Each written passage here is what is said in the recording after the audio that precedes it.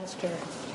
I welcome everyone now to the June 12th Westchester Township Trustees meeting of the board.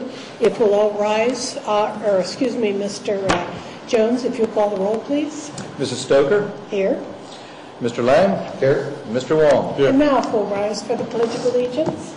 I pledge allegiance to the flag of the United States of America and to the republic for which it stands, one nation, under God, indivisible, with liberty and justice for all.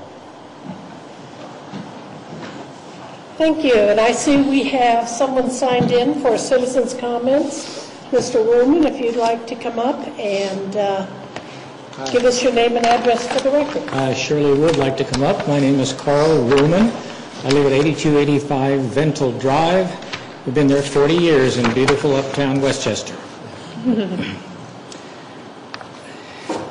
It has come to my attention that our fiscal officer has been excluded from executive sessions of Board of Trustee meetings. Apparently, this duly and legally elected official of the township has not been permitted in the non-public access confidential sessions frequently held following trustee meetings, often with a non-elected legal advisor present. Our previous fiscal officer was always in attendance at these executive sessions. Question number one, I would ask why this action has been taken, obviously by two of you in concert. Question number two, at what meeting between trustees did this vote occur? Question number three, if no vote was taken, what is your authority to make such a change? Thank you, and I shall also speak at the citizens' comment opportunity later in the meeting. Thank you very much, Mr. Ruhlman. Moving on, we have no presentations, which brings us to item A, motion to approve trustee meeting minutes for May 22nd. At this time, I would like to, for discussion purposes, move that we approve the meeting minutes for May 22nd with the changes. If you could take one, Mr. Wong, and pass one to Mrs. Boyko, and George, if you could take one and pass one to Mr. Jones. For discussion purposes, do we have a second so we can discuss this? Sure, I'll second it. Okay. I put together a memo concerning these minutes that I would like to read into the record. This is basically the memo which I just distributed to my fellow trustees and to Mr. Jones. I received the email from Mr. Jones containing the minutes for May 22nd, late Saturday afternoon, 3 days ago. Because of family obligations, I was not able to begin thoroughly studying the minutes until Sunday evening. I reviewed both the minutes and the video stream of the meeting on the township website to refresh my memory since the meeting had taken place more than 2.5 weeks ago. Then I composed my response to the minutes, including the changes for accuracy that I am herein requesting. Unfortunately, it was then Monday evening, and I was not able to get my request for revisions to the fiscal officer in time for him to then notify the other trustees of the requested changes, in time for them to have a reasonable amount of time to review and digest the changes that I requested, and perhaps offer amendments or corrections of their own before we got to this evening's meeting. I have no problem with the fiscal officer distilling for clarity those comments that we make during our various discussion and comment periods.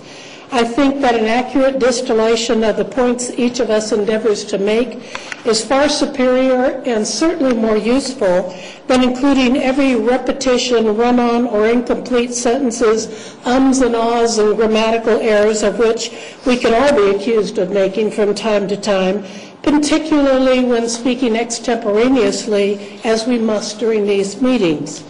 The May 22nd meeting dealt with several important issues. I think it's important that the opinions that each of us gave during that meeting should be represented clearly and concisely in the meeting minutes. These are issues of a manner and a type that we will probably deal with again in the future. And since these minutes are the official record of our proceedings, I believe it's important that they reflect all of the points made during our discussions. In keeping with the above concerns, following are the changes I am requesting for the minutes of the May 22nd meeting so that they will more completely reflect the concerns and discussion points that I expressed during the trustee comment period during that meeting, but also including a couple of minor changes. For example, in the last sentence of the second citizen's comments, there are an excess of quotation marks that probably need to be trimmed. And Mr. Lang's comments beginning with, quote, Mr. Lang said the subdivisions were not exploding through his phrase, but conceded it counted to, really should be moved up before Mrs. Stoker began her comments. Per the discussion concerning the construction of a crosswalk on Eagle Ridge Drive during trustee comments, I respectfully request you rewrite the distilled comments primarily attributed to me during this portion of the meeting to reflect the following points of fact and opinion. And then following are the requested changes to the minutes, which I would ask that you place following the phrase, Mrs. Stoker made the following comments. Quote, Mrs. Stoker stated that Mr. Cho, speaking outside the regular citizens' comment period, was appropriate since all three trustees agreed to hear Mr. Cho speak per the board's formal policy respecting citizen comments. Mr. Cho is a resident of the township and had requested of a trustee at some previous date permission to speak at our trustee meeting, but because of physical limitations arrived late to the April 29th meeting. Before the Board of Trustees voted on the requested crosswalk on May 8th, I have plugged in, if you notice in parentheses, some dates. Otherwise, it can kind of get confusing as you skip from, date to date. Before the Board of Trustees voted on the requested crosswalk on May 8th, they had received a verbal request from two citizens 2 weeks before, which was April 24th, and a few days after that, a formal request from the Beckett Ridge Homeowners Association, which represents anywhere from 6,000 to 10,000 constituents, stating that the crosswalk was needed as a matter of public safety. At the direction of the Township Trustees, Township staff then conferred with the county engineers, who approved the project and said it had some benefit. Staff had also determined that the cost of the project could be accommodated without adding additional cost to the Township's budget. Mrs. Broker reported this information to the trustees at the May 8th meeting, where the issue was discussed and a majority of the board voted to proceed with installing the crosswalk. The Safe Routes to Schools is an important school project. Even if we wanted to, the township does not have the revenue to take over school projects. The proposed crosswalk is a matter of safety not only for school children, but also for the many adults that use the area sidewalks to walk through their neighborhood into Beckett Park. We trustees as individuals may have strong opinions, like the safety of children going to and from school, that we can bring before the school board. But the Township Board of Trustees does not take on school projects, just as the school district does not take on township projects. I also sat in my car for 1 to 2 hours, both before the crosswalk was completed and afterward. Eagle Ridge is indeed a very busy street. The high school is located near the bottom of East Eagle Ridge Drive, and many neighborhood teenagers walk to school during the very dark hours before dawn. I cannot agree with Mr. Lang that the students would be safer stumbling 100 yards in total darkness along the edge of a very busy street and then crossing the street in a crosswalk rather than crossing the street on a crosswalk to get a safe sidewalk. We had a gentleman killed a few years ago along Fountains Boulevard where he was hit by a car while he was walking after dark along the edge of that road. We built a sidewalk there with the cooperation of Union Station Apartments. We did not rush this issue. If this were a nice-to-have project rather than a safety issue, I might have gone along with additional review. However, it wasn't. This was not a complicated issue. It was studied for 2 weeks by staff and trustees. It added not a single dollar to our budget, and it was an issue of public safety requested by representatives of more than 6,000 constituents living in that area. I don't like to delay on an issue involving public safety. Therefore, I voted to move forward expeditiously with this project, and I have no wish to vote to stop the project at this meeting. That ends the changes that I'm requesting in the meeting minutes. I would ask my fellow trustees to decide whether they would like to vote tonight on these minutes with these requested changes which I have distributed, or if you would prefer, we could wait to vote on those minutes till you've been able to review my requested changes, and perhaps you might have some clarifications of your own points that you made during the May 22nd meeting. I'm prepared to vote yes at this time with these changes, or if the board wishes to wait to vote on these minutes, I would withdraw my motion. However, my request to add these corrections remains. I believe Mr. Wong wasn't able to open the email to Mr. Jones, so he hasn't even had time to review the minutes. So I don't have a problem waiting 2 weeks. I'd like to, once these changes are made, I'd like to review that again. Yeah. Okay. So we can respond. Typically with Tricia, we never had, I shouldn't say never, but it wasn't uncommon for us not to have minutes of the following meeting from the previous meeting. So this is not out of ordinary. No, and you have to take the time it needs to carefully review. And sometimes when things are complicated, there are long discussion points. I, for one, like to sit down and review the video, because I don't always remember exactly what I said when I said it up here in front of the lights and everything. Particularly, we have some pretty spirited discussions. So I like to review the video and see if, and at the same time, I have no problem with Mr. Jones distilling the comments. As I said, there's no reason to, fill up 20 pages with, repetitions, but we need to distill, and I think it behooves each of us to make sure that the points we feel are important and that we believe we mentioned at the time actually are getting into the record. If you'll withdraw your motion, I'll make the motion that we hold off approving the meeting minutes until our next meeting. Okay, I'll withdraw the motion. I'll second.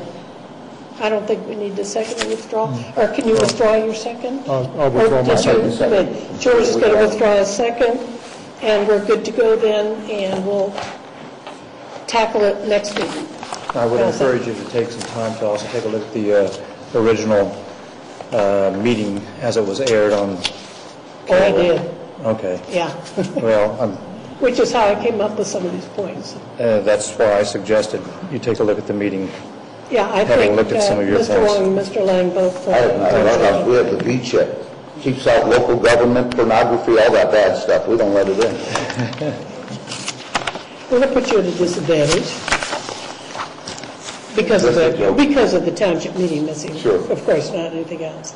Okay, so then we're moving along. We're going to skip at that time. I'll entertain a motion then to approve payment of bills. Also move. I'll second it. Discussion? Mr. Jones, if you'll call the roll. Mrs. Stoker? Yes. Mr. Wong? Yes. Mr. Lang? Yes. Mrs. Boyko, items 1 through 9. Actually, Yeah, 10. Thank you. we have 10 items of requisitions greater than $2,500 and want to bring to the board's attention item 4. We are requesting that be removed from the board's consideration for this evening. There are additional efficiencies that we think we can achieve through further research of this particular product, and so we will bring this to at a subsequent trustee meeting. Item 1 is administration, $128,013.96. This is to Intergraph Corporation to renew our annual license and support. Intergraph is the backbone of our public safety operations in terms of communications, dispatch, police and fire, and their reporting management of the data and the statistics that they collect based on the fire and police runs. So this is, as I said, the backbone of our operations. Item 2, administration, $18,347.34. To Data Processing Sciences Corporation. This is to renew our annual maintenance and support agreement for the network switch hardware and interscan messaging security system. So this is hardware-related items. Item 3, $11,765.87 to Security Confidence This is to renew the annual service and support agreements for the firewall and antivirus applications, which is a necessity in ensuring, protecting, and securing our information and data.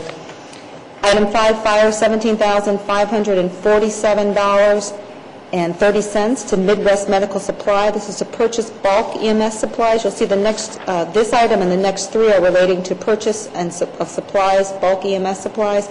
As a general introduction for these 4 items, the fire chief does bid to multiple companies specs of particular purchase of EMS supplies, and he is able then to choose, based on those responses to those specs, the most cost-effective and efficient for his operations and what he needs. And so what is demonstrated is the 4 vendors that were approved, and in your memorandums it does indicate what supplies those are specifically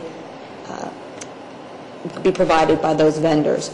So item 5 I already read, and item 6, fire, $9,531.38 to Henry Schein Matrix Medical, and this is for the purchase of bulk EMS supplies.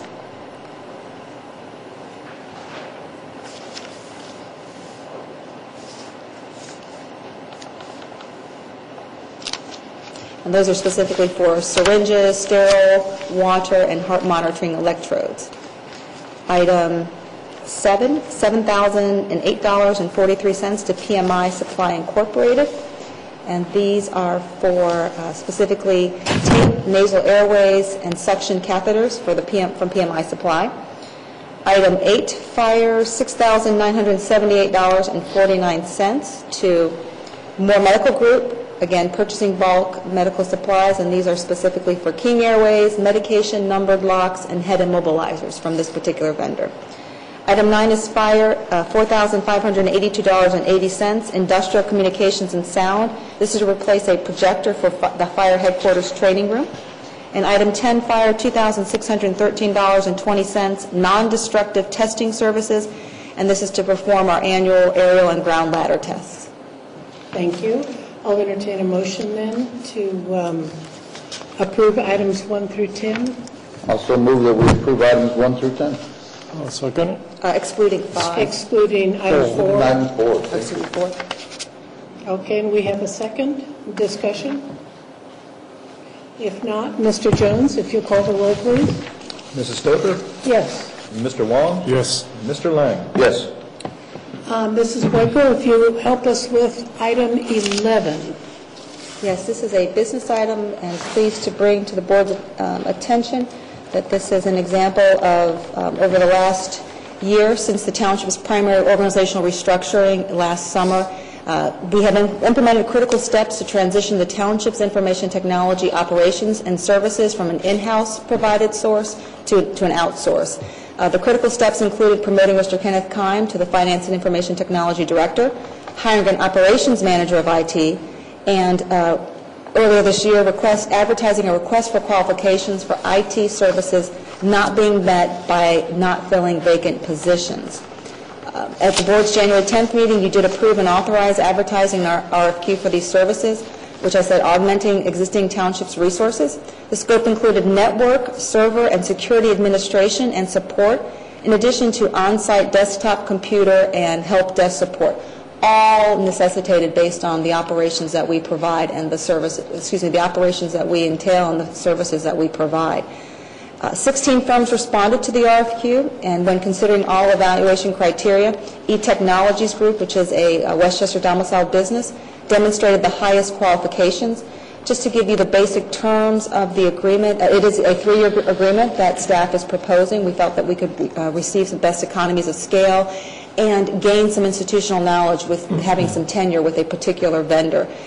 Will be driven by the township's greatest needs and highest demands, and we did provide for the board's review and consideration a scope of services that would specifically be aligned with this agreement. You'll notice that the initial first year of the agreement, we are focusing heavy on the network administration, ensuring that our current operations are solid and secured, and then graduating to and adjusting the agreement to more of a daily operational, functional type of arrangement. And so for the board's consideration, each year of the contract would not exceed $120,060, and that would include all ancillary costs and any reimbursables that the firm would apply for their services. So this is an all-inclusive annual cost. And there is a sample motion for the board's consideration. We wish that you, if you so choose, to approve this agreement. It's at the bottom of your memorandum. Mr. Wong, I see you have it up. Would you like to make the motion?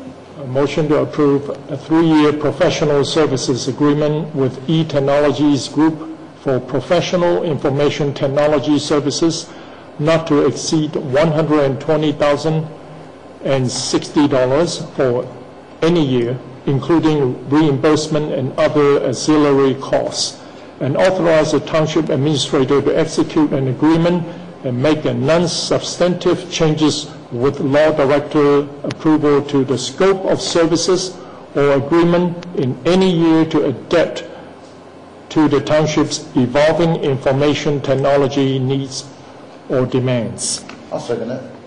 Thank you. Discussion? I'd just like to say that in combination with our restructuring on May 2011, and with then outsourcing some of this technology, we are saving the township approximately $121,000, which I think is part of one of the things we all stress to do, try and find ways, innovative ways through clever application of the resources we have, both private and public, to get the best possible services in the most efficient manner for the township.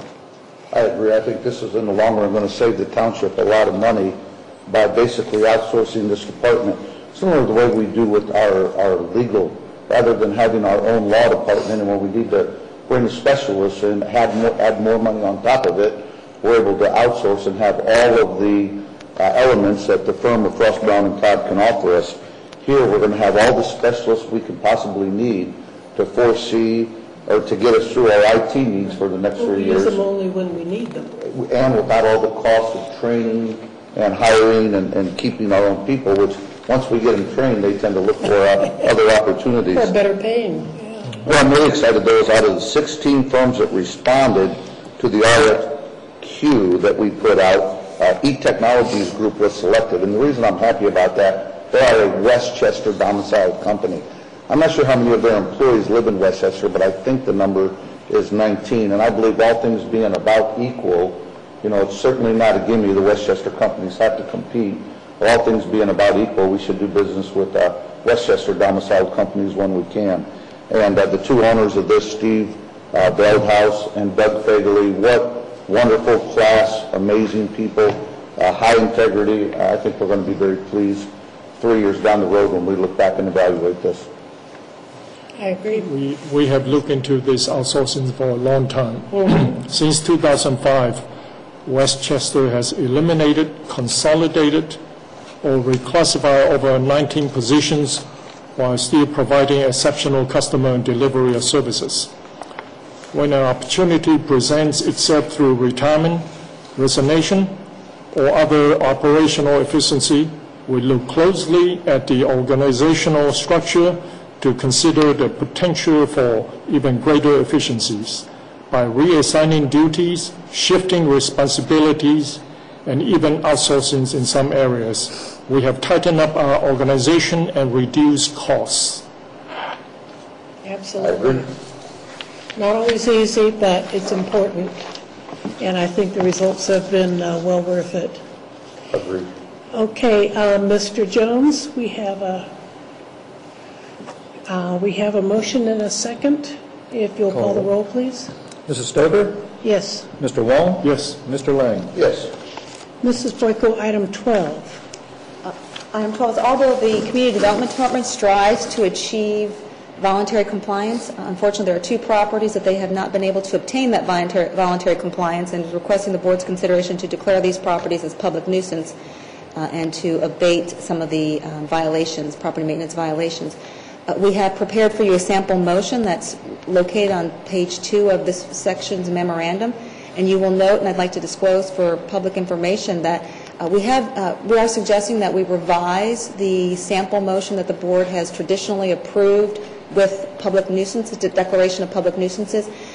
We think that there's better quality control if we just reference as listed on the trustee's agenda, other than asking the board to read each one independently again.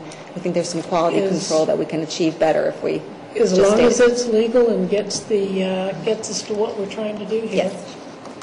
Okay, I'll entertain a motion. Does somebody have it up? Mr. I've got it. Lang? Having reviewed the staff report and affidavit, I move that we declare the properties listed on the Westchester Township Board of Trustees meeting agenda dated June 12, 2012 to be a public nuisance as authorized by the Ohio Revised Code, and those properties are 7110 Tylersville Road and 7991 Kingsgate Way, and staff is directed to cause removal of the nuisances identified and monitor these properties for 90 days to require continued compliance. An administrative charge of 25% shall be added to the contractor fee for these properties. Do we have a second? I'll second. Discussion? Mr. Jones, if you'll call the roll. Mrs. Stoker? Yes. Mr. Wong? Yes. Mr. Lang? Yes. This is WACO item 13. Item 13, Chief Niehaus is requesting the board's consideration to apply for the 2012 U.S. Department of Justice Bulletproof Vest Grant. If approved and the board does accept, the program will reimburse the Westchester Police Department 50% of the cost for each new bulletproof or replacement vest. And so asking the board to apply for this, give us permission, staff permission to apply for the 2012 U.S. Department of Justice Bulletproof Vest Agreement, and if awarded, authorize the township administrator to accept the agreement, the grant. Thank you. Do we have a motion? Also move. I'll second. Discussion? Yeah, just wanted to be clear, Ms. Boyko, it was 50%, right? Yes, 50%. Yeah. My ears aren't always so good. I thought you said 15. I'm sure you said 50. No, we may Just have want to clarify. misrepresented. Thank you. Mr. Jones, if you call the roll. Mrs. Stoker? Yes? Mr. Wong? Yes. Mr. Lang? Yes. Okay, we are ready once again for citizens' comment. Mr. Woolman, I know you were eager to come up, and anybody else, of course, is certainly welcome to come forward. If you'll once again give your name and address for the record. Carl Ruhlman, 8285 Venter Drive, Westchester. At this point, I would like to call your attention to Section 507.04, A, of the Ohio Revised Code, which covers attendance at board meetings by fiscal officers. It reads, quote, "The township fiscal officer shall keep an accurate record of the proceedings of the Board of Township Trustees at all of its meetings and of all its accounts and transactions, etc." Unquote. The township fiscal officer shall personally attend at least one meeting of the board during each quarter of each year. Unquote. Now, this phrase obviously refers to a minimum attendance requirement. It does not imply the existence of a limitation. There's also Section 121.22C, which states, "The minutes of a regular or special meeting of any public body shall be promptly prepared, filed, and maintained, and shall be open to public inspection. The minutes need only to reflect the general subject matter of discussions in executive sessions authorized under Divisions G or J under this section." Unquote. My request is that our fiscal officer inspect the minutes of executive sessions of the Board of Trustees held from January 1, 2011 through May 31, 2012, in order that he be familiarized with actions of the board in executive session that might be of assistance in the performance of his duties. Thank you. Thank you. Would anybody else like to address the board? Thank you.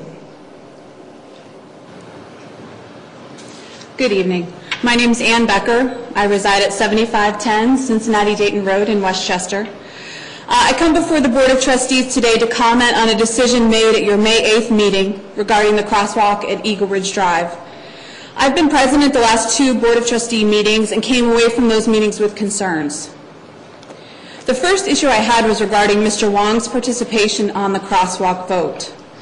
In the past, issues dealing with trustees' neighborhoods or in a situation where the trustee had a direct benefit from the work, the trustee would recuse himself or herself from the vote. In this case, Mr. Wong has direct benefit because the crosswalk is close to his home.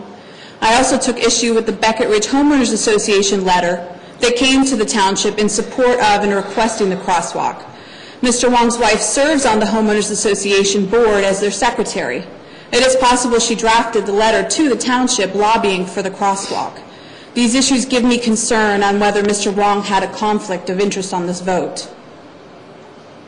My second concern came when I heard about the speed at which this crosswalk was installed. Mr. Cho came to the trustee meeting and requested the board look at the crosswalk on April 24th. The township staff presented research and the board voted to proceed with the crosswalk on May 8th. The project was already under construction on May 22nd. The crosswalk, from beginning to end, took 19 business days. From just an idea, Mr. Cho coming before the board, to the pouring of concrete. In my experience, for a government job to be done that fast is close to miraculous. That led me to ask more questions. A records request for the communication between the township and the Butler County engineer was asked. As I was reading through, something caught my eye. There was a communication from Mrs. Boyko to the Butler County engineer dated March 17th, 6 weeks before Mr. Cho came before the board to request the crosswalk. The question I leave the board with is, under whose authority did the township staff contact the engineer and ask for the information regarding the crosswalk at Eaglet and Eagle Ridge Drive 2 months before it was voted on by the Board of Trustees? Thank you. Thank you. Would anybody else like to address the Board of Trustees? Okay, moving on. Excuse me. Yes. I'm Bruce Jones. I live 5685 McCarthy Court, and I sit right there. And I want to make an observation regarding the request made by Mrs. Stoker and the distribution, and the concern I have with wanting to revisit meetings and the minutes of those meetings, and perhaps there is a subsequent embellishment and more a reflection of if only I had said, quote unquote, thinking. Specifically, I'm reading on page 2 of what you had provided us, Mrs. Stoker. Quote, I also sat in my car for 1 or 2 hours both before the crosswalk was completed and afterwards, unquote. And considering the minutes are supposed to be a reflection of what was in fact said at that May 22nd meeting, and considering the crosswalk was not painted until the day after that May 22nd meeting, as expressed by Mrs. Boyko at that meeting and evidenced in the broadcast at that meeting, the statement is not consistent with the reality. I would suggest the board members reconsider revisiting details of what they wish only they had said, and heed Mr. Rollman's advice and his observations regarding the statutory requirements for creation of meeting minutes. Thank you. Thank you. Would anybody else like to address the Board of Trustees?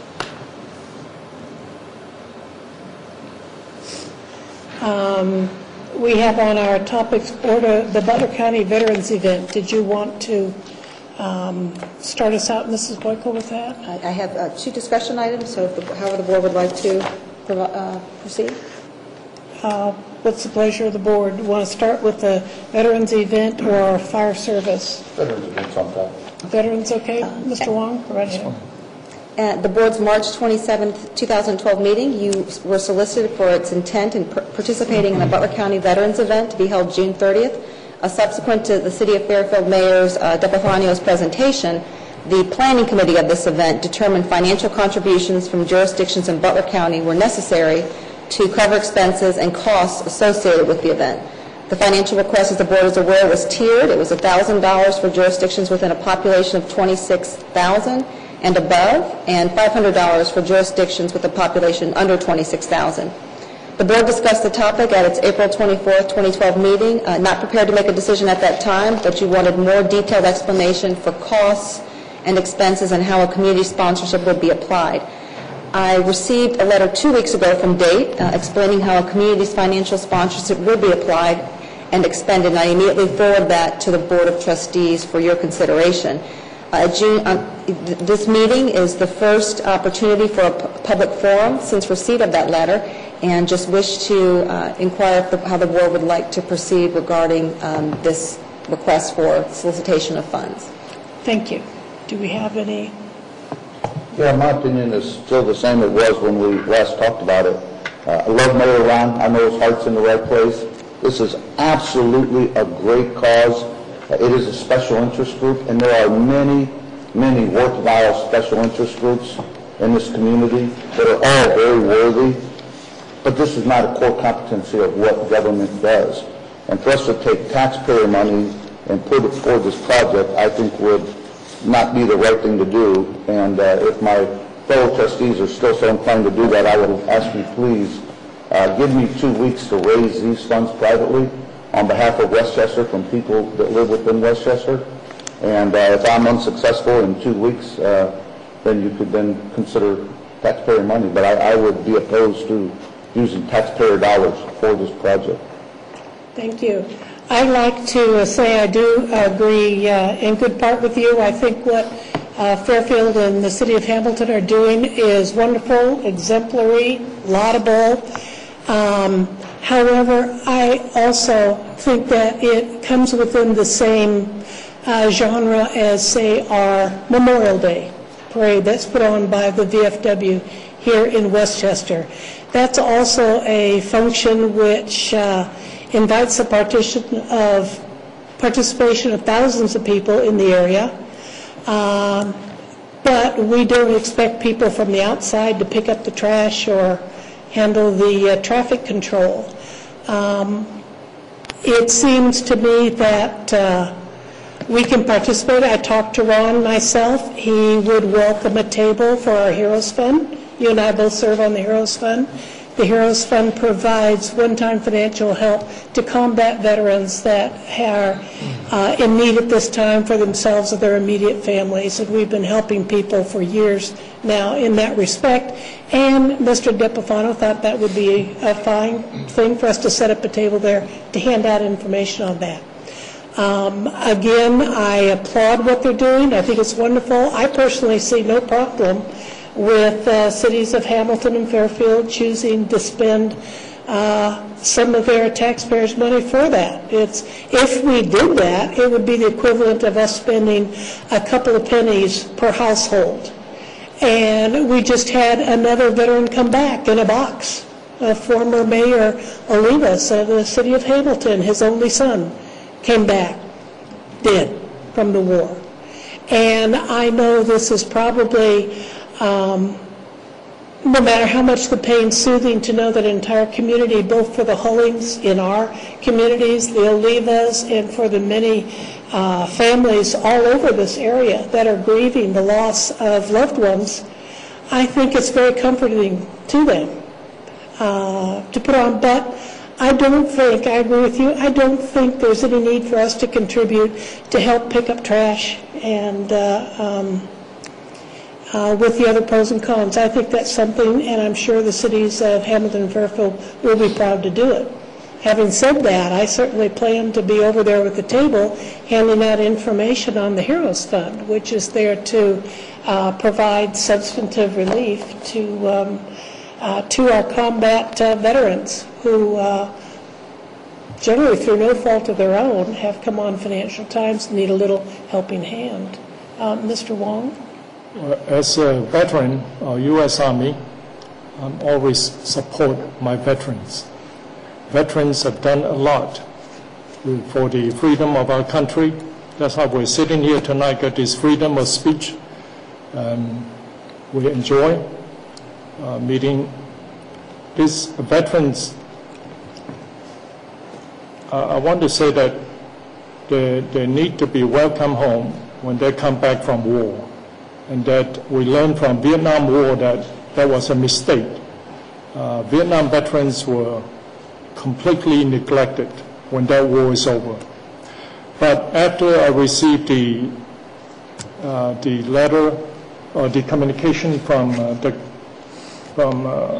DePafano and the mayor of Moeller of Hamilton, I found out that the money used for trash collection and also set up a tent, I think that part there, those are the services the city could provide.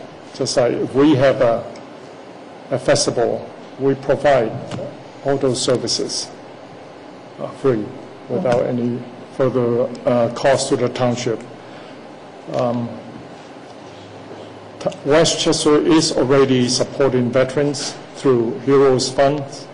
We have veterans organization, so I think that city of Hamilton and Fairview, they could do this, and I'll be there to support them personally. Right. And in fact, I could certainly use some help passing out the Heroes Funds. I could be on the table if you could help pass out the pamphlets, drawing attention to this. Because these are people, they're inviting all the veterans, the post-911 veterans. These are people who could very well use the support that we provide in the Heroes Fund. So I think it's a wonderful opportunity for us to get out and perhaps as private individuals, not as township trustees, provide some substantive support for these men and women that have done so much for us.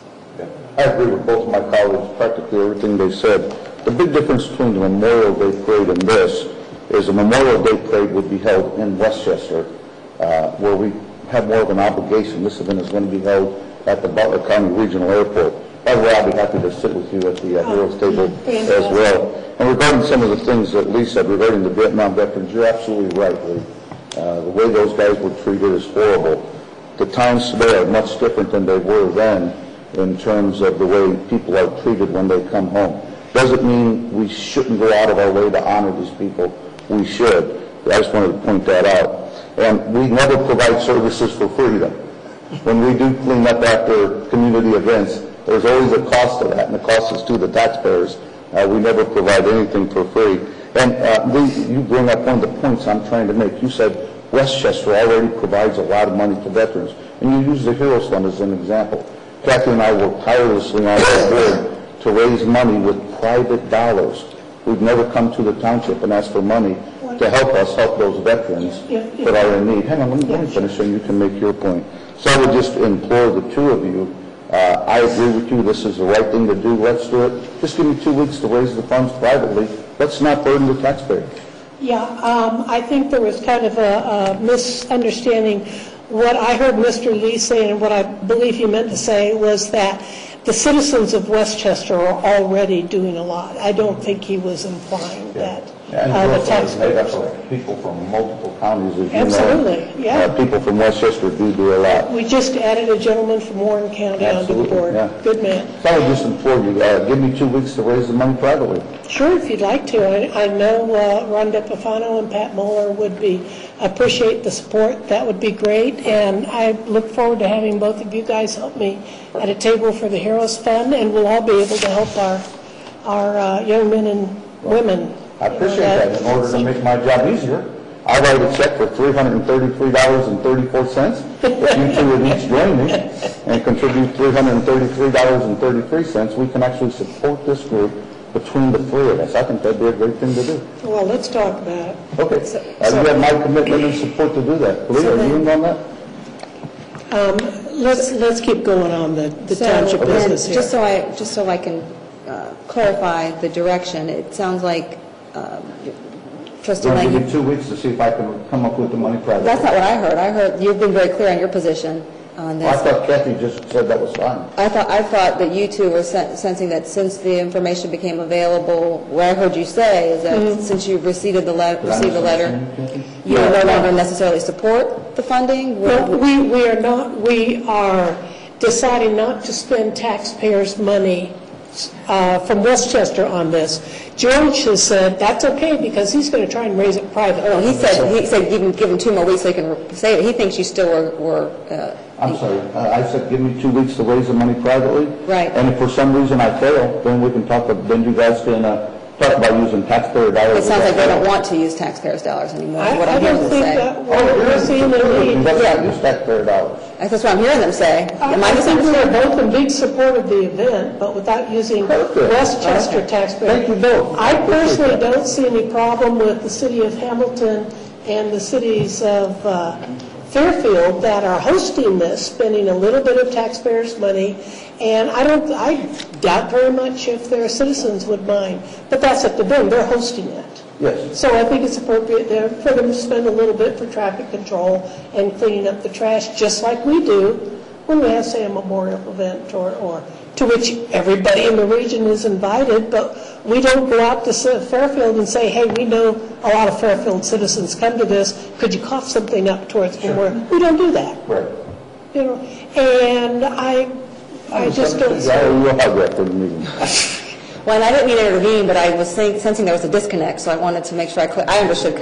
We're sort of operating, I guess, on parallel planes Okay, here. so the board, the majority is we aren't spending taxpayer money. unanimously, the board does not want to spend taxpayer dollars Correct.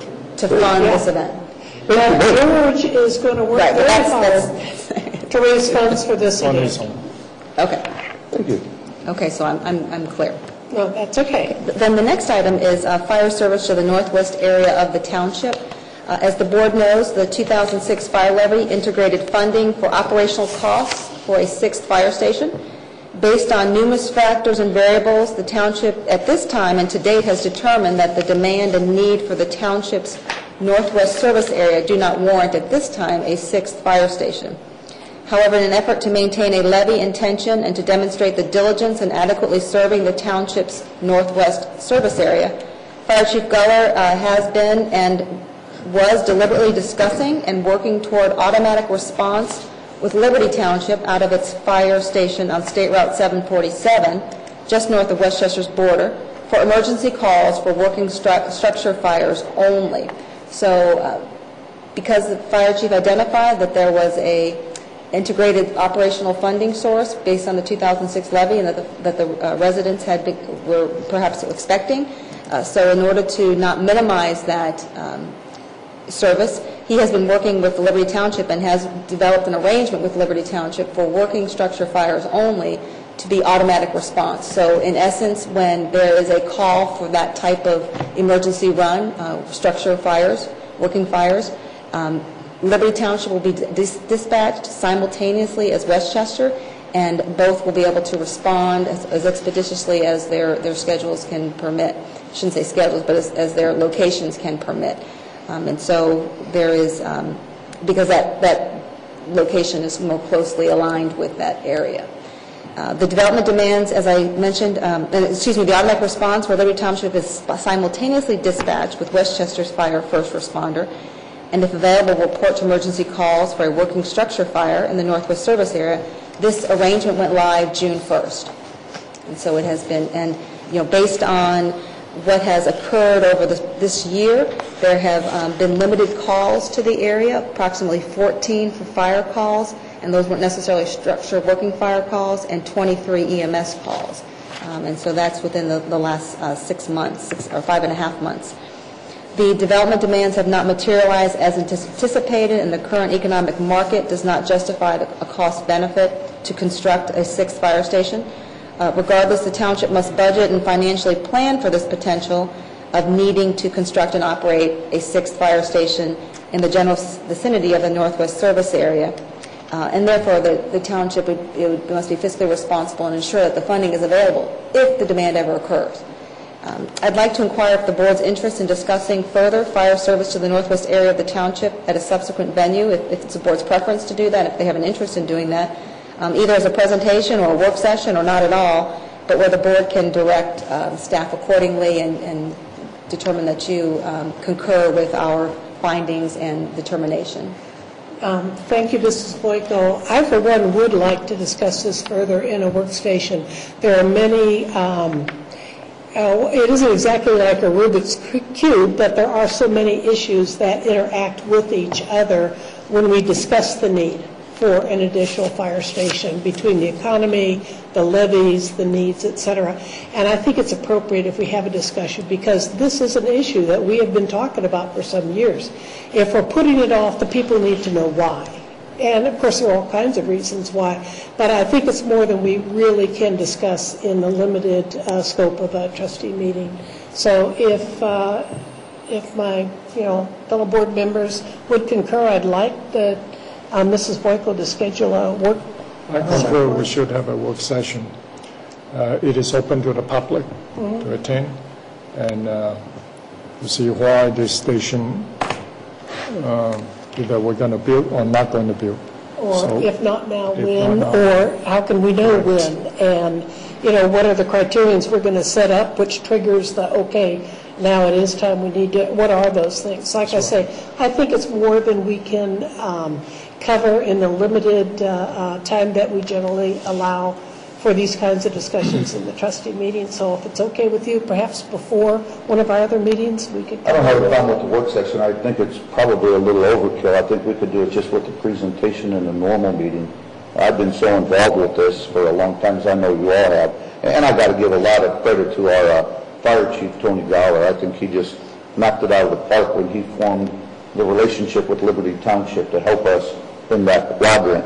Because the reality is, when we last passed the levy, we saw the future demands might dictate that we have a fire station in that quadrant of the township.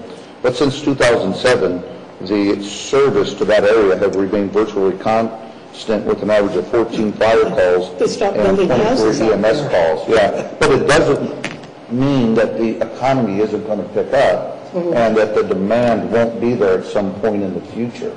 But I think in the short term, what our Chief Tony Gower done has just been a wonderful thing for the taxpayers of Westchester. And I'm okay just doing this in a presentation. I don't know that it would warrant. Well, there are complications to that. For example, when the auditor devalued our property, we're losing... I'm not sure. That's one of the things I think we ought to discuss at a workshop. But I would bet it's better than $1 million apiece for both the police and fire department of lost revenue, which by law cannot ever come back. I mean, if the economy picks up and the house values come back, you can't get that revenue back. It's gone. So these are all, like I say, intersecting issues that are coming along, which all culminate in when is the right time to build that station? We believe the future need is there, but is it right now? If not now, then when? And how do we know when arrives? And I think this is complicated enough where it behooves us to have say a half-hour work session before a meeting, maybe even an hour. I think a work session is appropriate. Okay. I can count to 2. Let's have a work session. So I will then, at your next agenda, bring potential dates for a work session. Okay. We appreciate it. Thank you very much. And then at the board's pleasure, I can address or attempt to address the citizens' comments. Certainly. Candidly, I think with the first one, I think I would have to defer to the law director because I think there were some specific citations of ORC that I believe that would be better represented by the law director, and that the board can receive that how they deem appropriate. But I would like to address the testimony of the second Mrs. Becker? Citizens' comment, because I think it was asserted that there were some action that I took, and I would like to make sure the board is aware. As you are aware that either directly by me or to me or through the staff, we receive voluminous requests for services, not only requests for installation of a ditch repair or this or this or that, and I have to always contemplate what is going to be the position of the township before I even approach the trustees with that. I did receive a request, I don't recall who it was from, it was a phone call from a resident along in the Eagle Ridge area back in March. And candidly, I told that resident, I said, if it's just a request from one resident, I'm not likely to really bring this to the attention of the Board of Trustees. Should there be a larger volume of interested residents, please let me know, and I certainly can approach the trustees with this request. But I wanted to make sure that even if they were to gain support and they wanted to reapproach the township, I wanted to make sure this was somewhat even of a potential that the engineer's office would allow or permit. And so I did seek, through a phone call to the county engineer's office, and had that discussion with him. And his position at that time was that it's really, because it's a township street, it's something that the township trustees and the board of trustees would have to ultimately render a decision. However, he would want to ensure that there were certain approaches and certain design and engineering things that were appropriate. Candidly, I completely forgot about the request because the resident never came back to me until that meeting when those two residents showed up and the board allowed them to speak. And then from there, the board is aware of what happened at that time. So. Thank you. I could address some of the issues that Carl Roman brought up.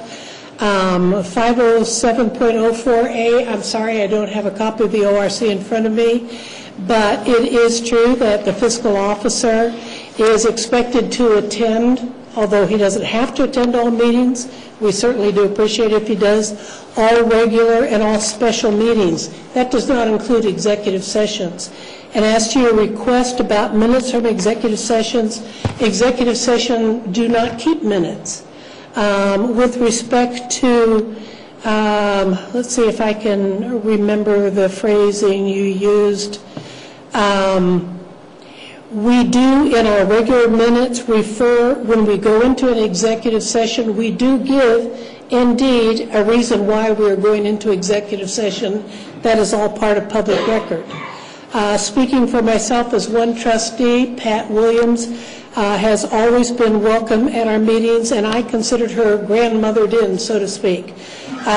Before we had, Westchester Township did not always have a township administrator. Before that time, Pat pretty much ran this township with in partnership with the department heads. And she was welcome to come. Whoever comes to our township executive sessions is a matter determined by the Board of Trustees. Our fiscal officer has been invited to attend at least one meeting because the issue before the board concerned him. He will be invited to every single executive session where the subject under topic concerns the fiscal officer. Yeah. Did you have anything you wanted to add? The only thing I'd like to add to that is I don't have a problem with Bruce attending the executive sessions. To the best of my knowledge, Patricia Williams, at least going back 10 years, has always been invited. We've never excluded her. To the best of my knowledge, in every township in Ohio, I may be wrong, I don't know this is an accurate statement, the fiscal officers are welcome to attend. In my opinion, Bruce was elected by the people. We always discuss fiscal matters. In one way or another, it all relates to money in executive session, and for the record, I don't have a problem with Bruce attending the meetings. I was surprised, though, when Carlos said it's required for us to keep minutes in executive session, and I would like Don Crane just to verify that. We don't need it today, Don. We have never kept minutes. Yes, Mr. Crane, if you could kind of give us your name and... There are two things that you shouldn't do in executive session. You're not permitted to vote, and it's the fiscal officer's responsibility to record votes. And since you're not voting in executive session, the fiscal officer's presence is not required. And you're in an executive session because you're talking about confidential matters. And if you take minutes, they become public records, and you defeat the very purpose of having an executive session. So that's not what the statute says. That makes sense. And you misunderstood that. I didn't misunderstand it. I understood it the way you said it until Mr. Ruhlman brought up a different point tonight, which I thought might have been an error. Well, may I say that not all townships invite their fiscal officer into the executive session. Which ones don't, do you know? Liberty doesn't. Liberty does it? That's right next door. I think no. Roger Reynolds had mentioned to me that he attended executive sessions. I don't know about Roger Reynolds, he's the auditor. Yeah, but he was fiscal officer at Liberty before he was the auditor. Right. The current fiscal officer, she wasn't invited in there. So executive sessions deals with a lot of matters that do not pertain to the fiscal officers. Like personnel, litigation, that cannot be recorded on the minutes. That's why we're there to discuss with the law director is present at our invitation. That was another issue. Mr. Whirlman didn't understand why the law director was there since he was not elected. He's there because that's one of his functions, to advise us in executive session. A lot of people do not understand the function of the government and makes a lot of comment. That's fine. Now, I want to address, I can't believe we're still hopping on this crosswalk on the Eagle Ridge. I want to say that crosswalk or sidewalk, they're all a part of infrastructure. It is a part of core competency. I care about cracks on the road. I care about sidewalks that's connected. I care about the safety of the people. This crosswalk is long overdue. There are 53 families living in my streets in Eaglet. I'm not the only one living there that I have direct benefit. Besides that, I've been approached by residents for over 2 years about this crosswalk. Furthermore, yes, my wife she is a member of the HOA as a secretary. She did not draft this letter. The HOA is, they have operated by a company, I forgot what's the name of it. Probably Town Properties? Town Properties, They do correct. most of them. Yeah, that's right. I think her name is, they're the one that drafted this letter. And another thing is that I always said that this township, we operate in a very efficient manner. We get things done. As I said before, that this is not U.S. Congress. We don't get just delay. This is pertaining to public safety, and there is a matter of safety for our children, for students walking to school. There are a lot of traffic in that area. So I think this crosswalk is justified and long overdue. Thank you. On the comment on conflict of interest, Mrs. Becker, I think it's important to note that that crosswalk would have actually had to have been attached to Mr. Wong's property for him to have a conflict of interest. In that case, he should have recused himself, but it doesn't. It's on the other end of the street. It's sort of like any one of us could vote for a lighting district in our areas as long as none of the street poles were actually on our property. You might want to look up conflict of interest in the Ohio Revised Code if you wanted more information on that, or if you'd like to leave, if you'd like us to send you a statement on conflict of interest, if you'd like that. I think we captured your address, Mr. Jones, correct? Got it. When she signed in, and we'll send you a little statement on conflict of interest. We do appreciate everybody taking the effort to come in and get themselves informed, ask questions. Oh, and Mr. Jones, you made a comment. Thank you very much for making my point for me. In my hurry to try and get this done before this meeting, yes, I did sit in my car before and after the crosswalk was done. That's what I was thinking as I was typing, but you're quite correct. I didn't sit in front of the crosswalk after it was done at the time of that meeting. So I misspoke myself in my rush. I apologize. Thank you for catching that. That was a good catch. I'm sorry, we're past citizens' comment unless we have a vote on the Board of Trustees for somebody to speak out there. Typically, this is not a give and take. We had input from the citizens, everybody who wanted to speak during citizens' comment. This is the time for the trustees then to respond back in as much as you were sitting here during citizens' comment. The board has made exceptions. Yeah, we have.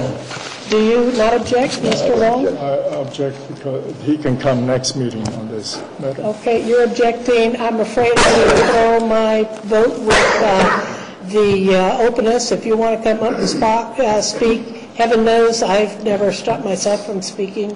So you've got 2 out of 3 trustees say, come on down. What is it you wanted to say? And if you could give your name and address for the board. My name is Mark Welch. I live at 5879 Alness Drive. And I apologize, I'm still getting to know these meetings.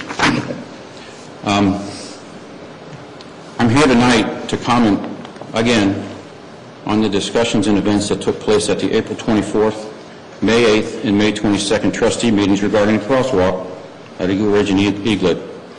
In my opinion, the Board of Trustees did not properly vet this project before voting 2-1 in favor of it. The battle cry for the swift approval and installation of this crosswalk was safety. Ms. Stoker, you used the word safe, safer, or safety no fewer than a dozen times in the May 22nd meeting to justify your vote in favor of the crosswalk. Since there was no fact-finding or engineering done prior to the crosswalk installation, I'm asking that the Board of Trustees approve of one now. I expect that once a study is done, you'll come to the same conclusion that I did, and that a crosswalk at this location doesn't increase the safety of pedestrians, but may rather detract from their safety. Here's why. 5 things. According to the Westchester Police record of pedestrian vehicular accidents occurring in Westchester, there has not been a single reported incident on Eagle Ridge Drive since their record keeping in 2004. When Mr. Cho stated in the April 24th meeting, "I've been hit by cars so many times because everybody's speeding through there," my only conclusion is that he misled you for the purpose of getting a crosswalk on a street that wasn't needed. Furthermore, there has not been a single incident involving a high school student walking along Lakota West Drive to school. My conclusion is that there have been no safety issues at Eagle Ridge and Eaglet that warrant the installation of a crosswalk. Number 2, according to the Ohio Manual of Uniform Traffic Control Devices for Streets and Highways, ODOT 3B18, provides that crosswalk markings should not be used indiscriminately. An engineering study should be required before they are installed at locations away from traffic signals or stop signs. The crosswalk at Eaglet Drive and Eagle Ridge Drive is a location away from traffic signals or stop signs. The location is not an area where a substantial number of pedestrians cross Eagle Ridge Drive. It is not an area where there is a substantial conflict between vehicle and pedestrian movements. 3, I've got 2 more. From the University of California, Berkeley, Institute of Transportation Studies, in an article entitled "Crosswalk Markings for Better or Worse," they claim, in a recent landmark study undertaken by the University of North Carolina at Chapel Hill for the Federal Highway Administration, yields fresh results about crosswalks and pedestrian safety at uncontrolled intersections, which Eaglet and Eagle Ridge is.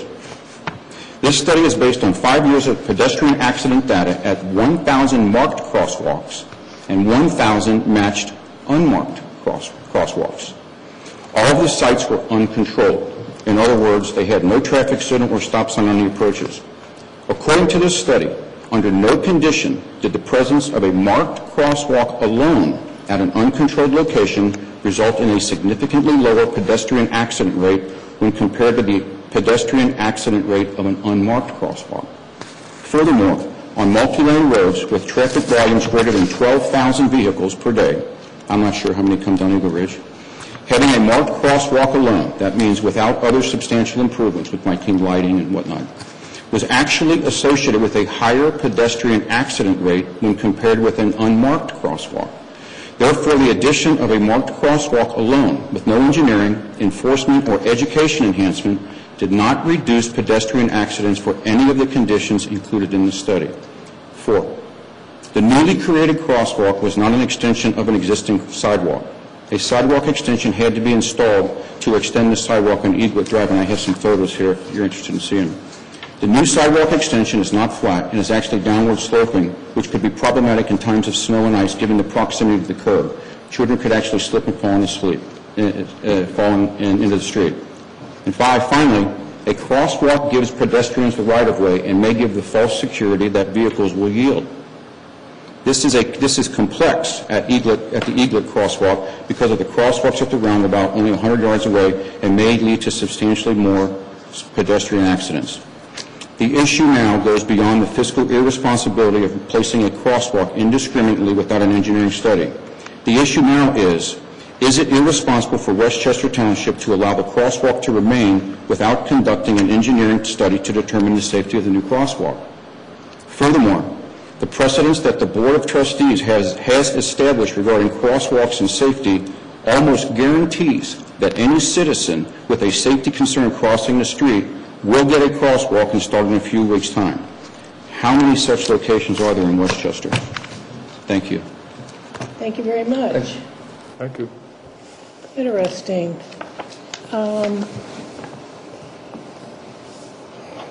hardly know where to start. When you say no engineering was done, Are you having a discussion, or? I think I think why don't we wait till I next think we are week? beating Yeah. this dead horse to death. Enough is enough. Let's move on. Okay, Mr. Lang? I don't have this is all new information to me tonight, so I'm going to hold my comments off until 2 weeks, so I have time to digest the new, or the data that was shared tonight, so I have no comments. Works for me. The only thing I can say is there are some things like downward sloping curbs, those are required by law as part of the ADA Act, so that wheelchairs can get up and down it. But I agree, let's digest this, and we can come back and revisit it. Do we have anything else we would like to bring before the Board of Trustees tonight? One more citizen would like to speak. I have no objection. I don't know what the procedure is. We need to get one more. Okay, well, why don't we finish off for tonight, and then I'm frankly going to have to say, We've got a set of rules. we have a set of rules. We give 2 citizen comment periods during our trustee meetings, one near the very beginning, one near the end. Now, we made an exception for a blind gentleman who, because of his limitations, came late to the meeting to let him speak to us. Mr. Walsh was here during citizens' comments, but we made an exception so he could get up and talk anyway. I'm going to, just for this meeting, because we started out a precedent that is going to be, I think, is not efficient for the meeting. We allowed 2 other people to speak. If you would like to speak, I would say okay. But I think in the future, if my trustees will support me, we've got to go back to our original policy. But you did need to get here and start with your name. So if you could give us, and in the future, if you come, we have 2 periods in our agenda for citizen comments. We don't do a dialogue back and forth. And are you a resident or a business owner? I'm a resident. Perfect. Okay. If you'll give us your name and address, sir, for our record. My name is Jerry Williams. I live at 9725 Placid Drive. I've lived there since April the 15th, 1976. At the time I purchased the residence, Placid Drive was a dead-end street.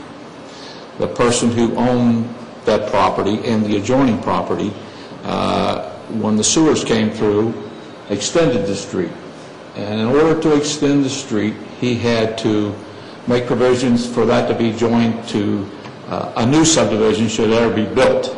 The new subdivision has been built, and due to the construction on Route 42, we have a traffic increase that's, I think, not sustainable for our little small residential street. There's no curbing on the original construction. Now, beginning with the new construction, they widened the street approximately, I'd say, 6 to 8 feet.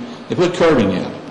And where I live in the straightest section of the street, quarter mile long, approximately the length of a drag strip. And the people, there's a sharp S curve at the beginning. Once they clear the S curve, they see that straightaway. They're always in a hurry to get to work in the morning. And they go from 25 miles an hour, which is the speed limit, up to 50, 60 miles an hour through my neighborhood. I am a good judge of speed. I've been involved in high-performance cars all my life, and I'm not exaggerating the numbers. Well, I've complained to the Westchester police recently twice. I've been to the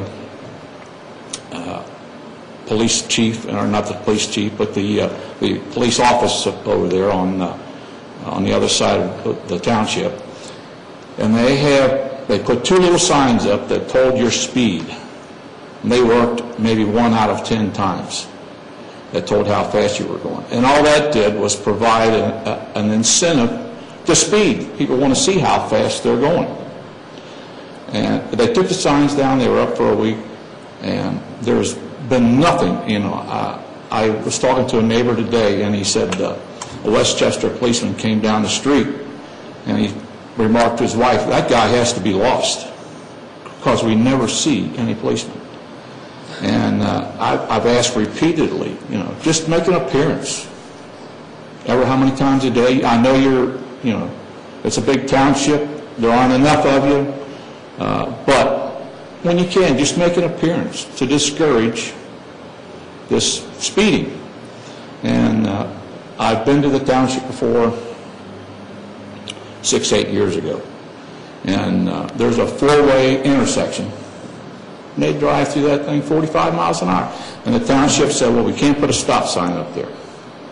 It's a stop sign going east and west, but not north and south, which is Placid Drive. And they said they can't do that. I don't know why they can't do that. And I'm just pleading. I told the policeman, I said, if you don't do something, somebody's going to be hurt and maybe killed. The one comment the policeman made to me was, we'll just back out in front of them, have them hit you, then we'll determine how fast they're going, and that'll raise enough interest to get results.